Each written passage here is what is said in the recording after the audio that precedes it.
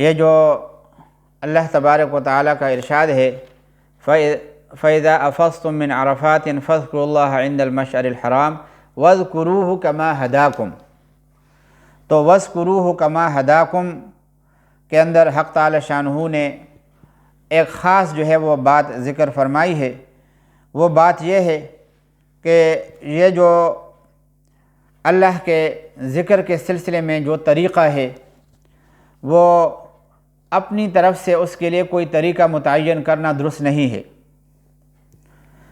بلکہ شریعت نے جو طریقہ ہمیں بتایا ہے وہی طریقہ اختیار کرنا ضروری ہے۔ اب اس بات میں جو شرعی مسئلہ ہے اس کے بیان سے پہلے یہ سمجھنا ضروری ہے کہ یہاں پہ عرفات کا لفظ آیا ہے۔ عرفات یہ لفظاً جمع ہے اور اس کا اطلاق ایک خاص میدان کے اوپر ہوتا ہے جن کے حدود 4 معروف ہیں، اور کہتے ہیں کہ یہ میدان حرم شریف سے خارج ہے، حدود حرم میں یہ میدان عرفات داخل نہیں ہے۔ حجاج کا اس میں پہنچنا اور زوال آفتاب سے مغرب تک قیام کرنا حج کا ایک اہم رکن ہے،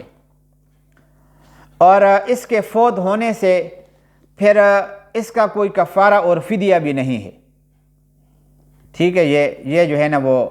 عرفات کے بارے میں مسئلہ ہے۔ آگے حق تعالی شانہ نے فرمایا ہے کہ عرفہ کے دن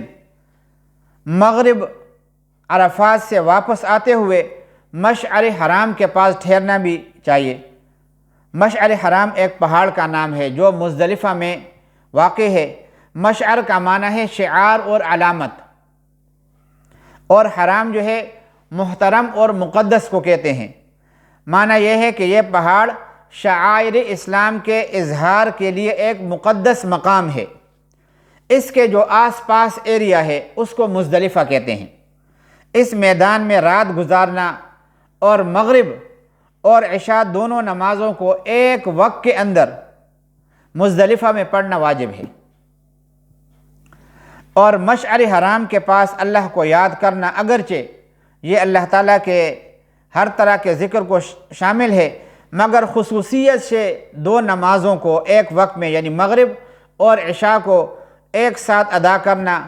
یہ اس کے مخصوص عبادات میں سے ہے، یہ ادا کرنا جو ہے وہ واجب ہے۔ اور وَاذْكُرُوهُ كَمَا هَدَاهُمْ سے اللہ تبارک و تعالیٰ نے بتا دیا کہ انسان اس میں اپنی طرف سے کوئی طریقہ نہیں نکال سکتا، بلکہ اللہ تبارک و تعالیٰ نے جو بتا دیا ہے اسی طریقے کے اوپر عمل کرنا ضروری ہے۔ کیوں طریقہ کیا ہے؟ مثلا اپنی طرف سے طریقہ کیا ہے کہ ہم نے بتا دیا نا کہ مغرب اور عشاء دونوں نمازوں کو ایک ہی وقت کے اندر مزدلفہ کے اندر ادا کرنا واجب ہے۔ اب یہاں پہ کوئی یہ کہہ سکتا تھا کہ مغرب کی نماز مغرب کے وقت میں پڑھی جاتی، عشاء کی نماز عشاء کے وقت میں پڑھی جائے، لیکن اس قیاس کو اور اس عقلی اٹکل کو ہم نے اللہ کے حکم کی وجہ سے چھوڑ دیا ہے، کیونکہ اللہ کو یہی پسندیدہ ہے کہ مغرب کی نماز کو مؤخر کیا جائے، اور جب عشاء کا وقت شروع ہو جائے تو عشاء کے وقت کے اندر مغرب کی نماز کو بھی پڑھا جائے اور عشاء کی نماز کو بھی پڑھا جائے، اور دونوں ایک ہی وقت کے اندر ادا ہوں۔ تو اللہ تبارک و تعالیٰ نے اس وجہ سے فرمایا وَاذْكُرُوهُ، اور یاد کرو اس کو کما ہداکم، جس طریقے سے تمہیں اپنے یاد کرنے کا طریقہ بتلایا ہے۔ اچھا، اس سے مفسرین نے ایک اور مسئلہ بھی نکالا ہے۔ وہ مسئلہ یہ ہے کہ ذکر اللہ اور عبادت کے اندر آدمی خود مختار نہیں ہے۔ اس میں اللہ کے ذکر کے لیے اور اللہ کی عبادت کے لیے اللہ نے جو طریقہ متعین کیا ہے اور ہمیں بتلایا ہے اسی طریقے کے مطابق جو ہے آدمی کے لیے ذکر اور عبادت کو کرنا ضروری اور واجب ہے۔ اس کے خلاف کرنا جائز نہیں ہے۔ اس طریقے سے اس میں کمی بیشی کرنا یا ایک چیز مقدم ہے اس کو مؤخر کرنا یا مؤخر کو مقدم کرنا یا اپنی طرف سے اس میں کوئی زیادتی کرنا، یہ اللہ تعالیٰ کو پسندیدہ نہیں ہے۔ اور پھر اللہ تبارک و تعالیٰ کا ارشاد ہے ثم افیضوا من حیث افاض الناس واستغفروا اللہ۔ اس کا شان نزول یہ ہے کہ قریش عرب جو بیت اللہ کے محافظ اور مجاور تھے، سارے عرب میں ان کا اقتدار مسلم تھا اور ان کو لوگ قدر کی نگاہ سے دیکھتے تھے۔ تو زمانہ جاہلیت میں وہ اپنی امتیازی شان کو بتلانے کے لیے کچھ غلط حرکتیں کرتے تھے۔ سب لوگ تو عرفات چلے جاتے تھے اور وہاں وقوف کر کے واپس آ جاتے تھے، اور یہ لوگ راستے میں مزدلفہ کے اندر ہی ٹھہر جاتے تھے، عرفات کے لیے نہیں جاتے، کہ لوگوں کو معلوم ہو جا کہ یہ ان کی ایک الگ خصوصیت ہے، الگ ان کی شان ہے۔ اپنی شان کو بتلانے کے لیے اور لوگ تو عرفات چلے جاتے اور یہ مزدلفہ کے اندر ٹھہر جاتے، تو اور یہ کہتے ہیں کہ ہم تو بیت اللہ شریف کے مجاور ہیں، اس کے خدمت گزار ہیں، اور ہمیں جو ہے وہ بڑا تقدس حاصل ہے اور بڑا مرتبہ ہم کو حاصل ہے، اس لیے حدود حرم سے ہم باہر نہیں نکلتے۔ میں نے ابھی عرض کیا تھا نا کہ عرفات جو ہے نا وہ حدود حرم سے خارج ہے، تو اور مزدلفہ وہ حدود حرم کے اندر داخل ہے، تو یہ اپنے آپ کو اس حرم کے اندر ہی مقید کر لیتے تھے کہ ہم باہر نہیں نکلتے، تو یہ ایک بہانہ کر لیتے تھے، تو مزدلفہ ہی میں قیام کر لیتے اور وہیں سے پھر واپس آ جایا کرتے تھے۔ تو اس ہیلے اور بہانے کو اپنا فخر اور غرور اور عام لوگوں سے ممتاز ہونا ان کا مقصد ہوتا تھا۔ اللہ تبارک و تعالیٰ نے ان کی اس غلطی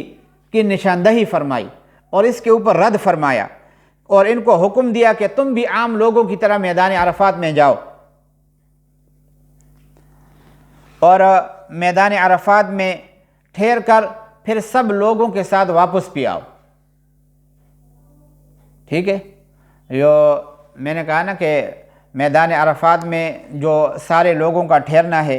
اس کا وقت کیا ہے؟ اس کا وقت یہ ہے کہ آدمی زوال آفتاب سے مغرب تک یہاں قیام کرے اور پھر مغرب کے بعد فوراً وہاں سے نکلے مزدلفہ کی طرف۔ تو مزدلفہ میں پھر جو ہے نا وہ دو نمازیں عشاء کے اوقات کے اندر، یعنی مغرب اور عشاء کے اندر جو وقت ہے دونوں کو ایک ساتھ ادا کیا جاتا ہے۔ تو یہاں ان کو بھی یہ حکم ہے۔ اس میں ایک تعلیم تو ہم سب مسلمانوں کے لیے یہ ہے کہ آدمی کو سب لوگوں کے اندر مل جل کر اور لوگوں کے ساتھ گھل مل کر رہنا چاہیے، اپنا تکبرانہ انداز اختیار نہیں کرنا چاہیے کہ اپنے کو سمجھے کہ نہیں میں جو ہے وہ ایک الگ حیثیت رکھتا ہوں، اور اپنی شان کو جو ہے اپنی برتری کو لوگوں کے اوپر ظاہر کرے۔ یہ متکبرانہ فعل ہے، اللہ تعالیٰ نے اس سے منع فرمایا ہے۔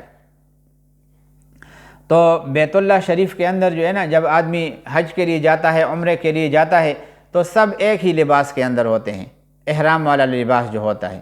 تو یہاں پہ اللہ تبارک و تعالیٰ نے یکسانیت اختیار کرنے کا حکم دیا ہے، اور یکسانیت وہ ایک ہی لباس کے اندر ہے، تمام اعمال بھی ایک ہی طرح ادا کرنے کے اندر حکم ہے۔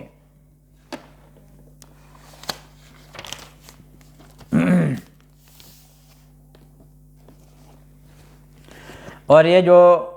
چوتھی، پانچویں اور چھٹی آیت ہے، اس میں اللہ تعالیٰ نے جاہلیت کے رسوم کی اصلاح فرمائی ہے۔ وہ یہ ہے کہ زمانہ جاہلیت میں عرفات و مزدلفہ اور طواف و قربانی سے فارغ ہو کر جب منا میں یہ قیام کرتے تھے تو بڑی مجلس منعقد کرتے تھے، جس میں جو ہے وہ مشاعروں کی مجلس ہوتی تھی، اور اپنے آباء و اجداد کے بارے میں بڑے اشعار جو ہے نا یہ کہتے تھے، اور اللہ کا ذکر اس میں نہیں کرتے تھے۔ تو اللہ تبارک و تعالیٰ نے ان کی اصلاح کر دی کہ یہ جو ہے نا وہ بڑے ہی مبارک دن ہیں اور بڑے ہی بابرکت دن ہیں، اس کو فضولیات کے اندر خرچ کرنا یا فضولیات کے ساتھ جو ہے ان دنوں کے اندر لگنا، یہ مسلمان کا شان نہیں ہے۔ بس آدمی جو ہے وہ افعال اور اس طریقے سے وہ پورے کر لے، تو پھر منا میں قیام کرے، وہاں پر رہ کر اللہ کو خوب یاد کرے، اپنے آباء و اجداد کو یاد نہ کرے، دعائیں ان کے لیے مانگے اگر حالت ایمان میں وہ یہاں سے دنیا سے رخصت ہو چکے ہیں،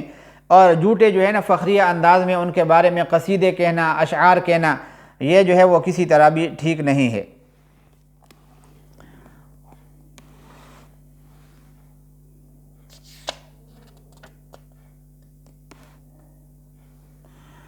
اور دوسری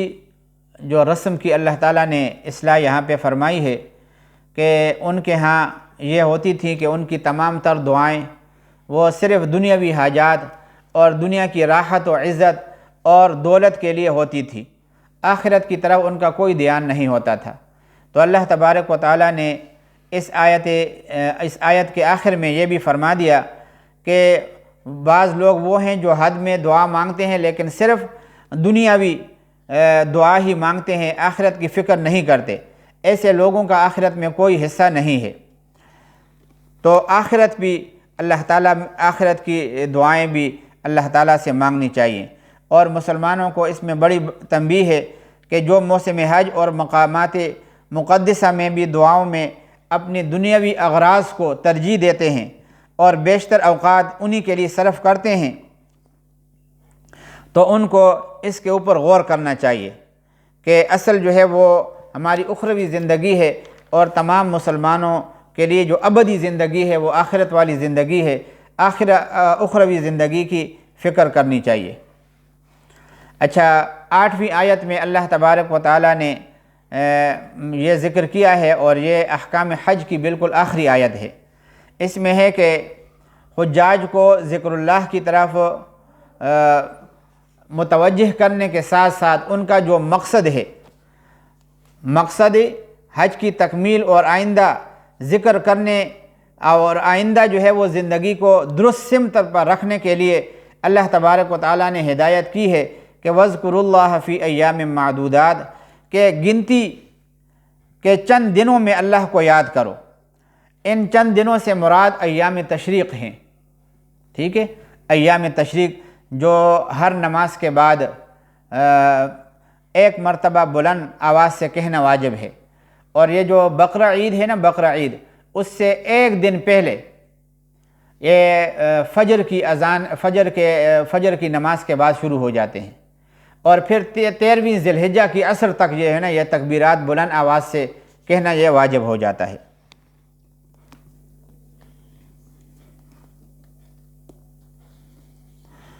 اور ایک بات یہاں پہ یہ بھی ہے کہ یہ جو منا میں قیام ہے، اور پھر وہاں پہ